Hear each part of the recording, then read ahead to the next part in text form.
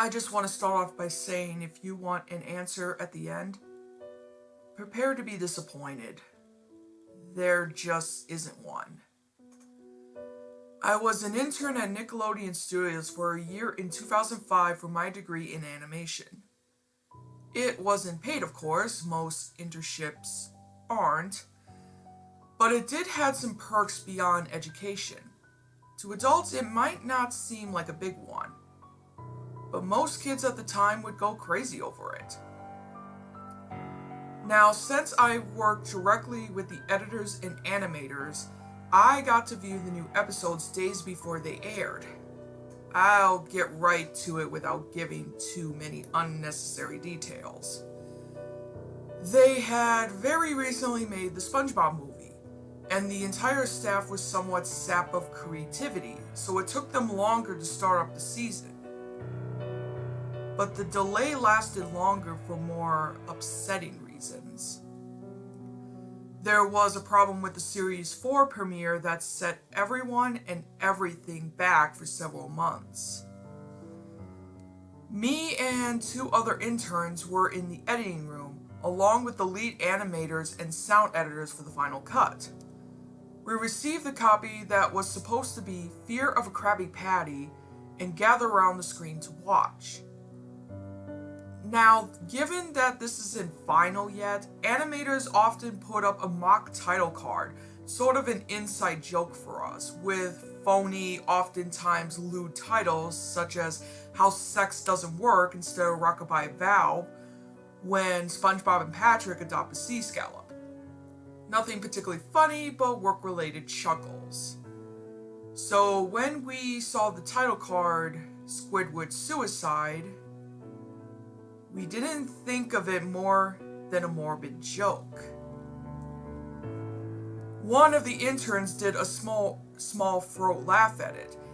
The happy-go-lucky music plays as is normal. The story began with Squidward practicing his clarinet, hitting a few sour notes like normal. We hear SpongeBob laughing outside and Squidward stops, yelling at him to keep it down as he had a concert that night and needs to practice. SpongeBob says okay and goes to see Sandy with Patrick.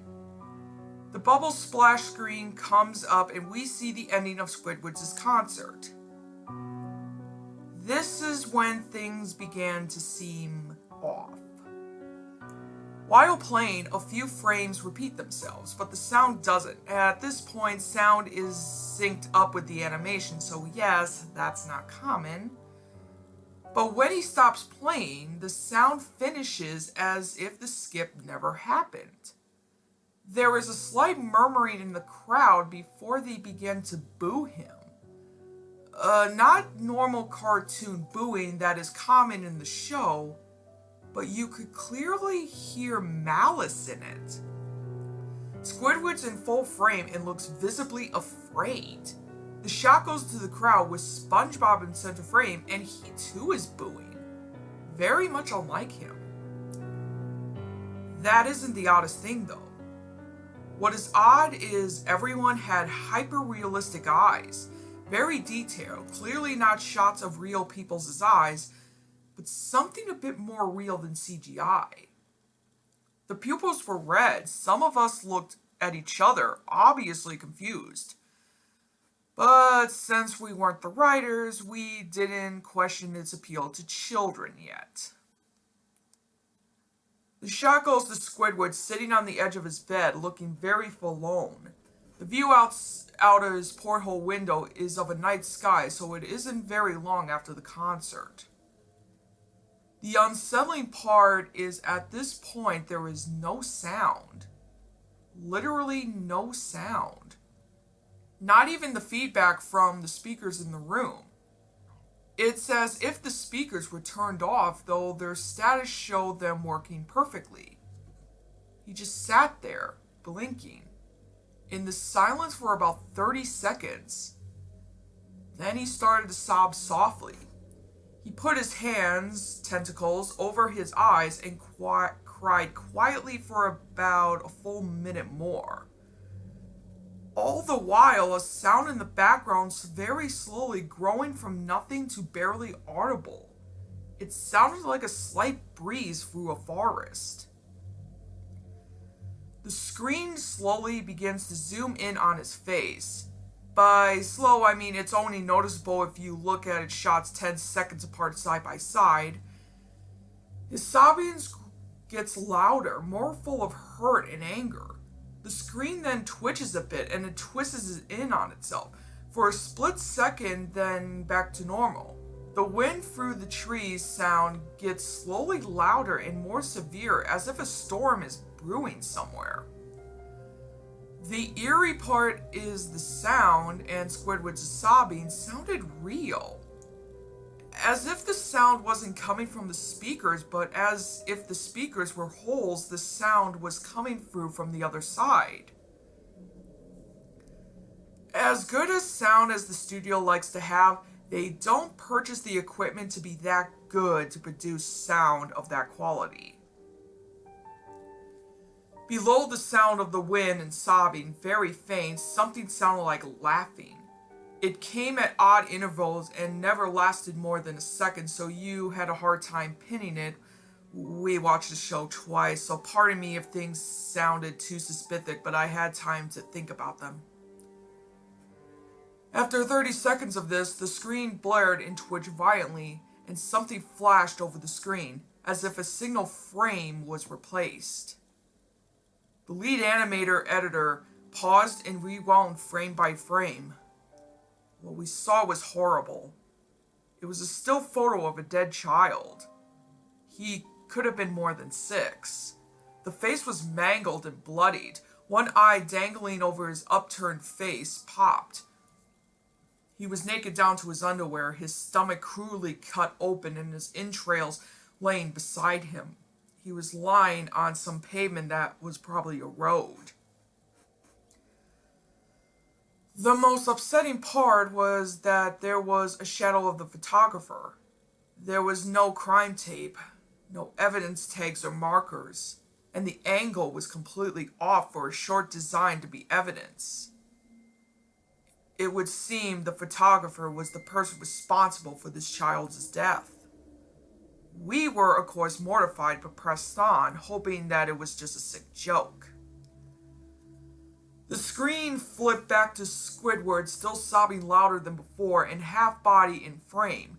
There was now what appeared to be blood running down his face from his eyes. The blood was also done in a hyper-realistic style, looking as if you touch it, you get blood on your fingers. The wind sounded now as if that of a gale blowing through the forest. There were even snapping sounds of branches. The laughing, a deep baritone, lasting at a longer intervals and coming more frequently. After about 20 seconds, the screen again twisted and showed a single frame photo. The editor was reluctant to go back. We all were, but he knew he had to. This time the photo was that of what appeared to be a little girl, no older than the first child. She was lying on her stomach, her barrettes in a pool of blood next to her. Her left eye was too popped out, and she was naked except for her underpants. Her entrails were pulled on top of her above, another crude cut along her back. Again, the body was on the street, and the photographer's shadow was visible, very similar in size and shape to the first. I had a choke back vomit, and one intern, the only female in the room, ran out. The show resumed. About 5 seconds after the second photo played, Squidward went silent, as did all sound, like it was when the scene started. He put his tentacles down, and his eyes were now done in hyper-realism like the others were in the beginning of the episode. They were bleeding, bloodshot, and pulsating. He just stared at the screen as if watching the viewer. After about 10 seconds, he started sobbing, this time not covering his eyes. The sound was piercing and loud, and most fear-inducing of all is the sobbing was mixed with screams. Tears and blood were dripping down his face at a heavy rate. The wind sound came back, and so did the deep voice laughing, and this time the still photo lasted for a good 5 frames. The animator was about to stop it at the 4th and backed up. This time the photo was of a boy about the same age, but this time the scene was different. The entrails were just being pulled out from a stomach wound by a large hand. The right eye popped and dangling, blood trickling down it. The animator proceeded. It was hard to believe, but the next one was different, but we couldn't tell what. He went on to the next, same thing. He went back to the first and played them quicker. And I lost it. I vomited on the floor. The animator and sound editors gasped at the screen. The 5 frames were not as if they were 5 different photos. They were played out as if they were frames from a video. We saw the hand slowly lifting out of the guts. We saw the kid's eye focus on it. We even saw 2 frames of the kid beginning to blink. The lead sound editor told us to stop. He had to call in the creator to see this. Mr. Hillenburg arrived within about 15 minutes. He was confused as to why he was called down here, so the editor just continued the episode.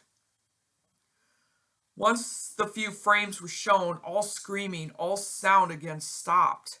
Squidward was just staring at the viewer full frame of the face for about 3 seconds. The shot quickly panned out and that deep voice said, "Do it." And we see in Squidward's hands a shotgun. He immediately puts the gun in his mouth and pulls the trigger. Realistic blood and brain matter splatters the wall behind him and his bed as he flies back with the force. The last 5 seconds of this episode show his body on the bed, on his side, one eye dangling on what's left of his head above the floor, staring blankly at it. Then the episode ends. Mr. Hillenburg is obviously angry at this. He demanded to know what the heck was going on. Most people left the room at this point, so it was just a handful of us to watch it again. Viewing the episode twice only served to imprint the entirety of it in my mind, and it caused me horrible nightmares. I'm sorry I stayed. The only theory we could think of was that the file was edited by someone in the chain from the drawing studio to here. The CTO was called in to analyze when it happened. The analyst of the file did show it was edited over by new material. However, the timestamp of it was a mere 24 seconds before we began viewing it. All equipment involved was examined for foreign software and hardware as well as glitches, as if the timestamp may have glitched and showed the wrong time, but everything checked out fine. We don't know what happened, and to this day nobody does. There was an investigation due to the nature of the photos, but nothing came of it. No child scene was identified, and no clues were gathered from the data involved, nor physical clues in the photos. I never believed in unexplainable phenomenon before, but now that I have something happen and can't prove anything about it beyond adductio evidence, let's just say I think twice about things.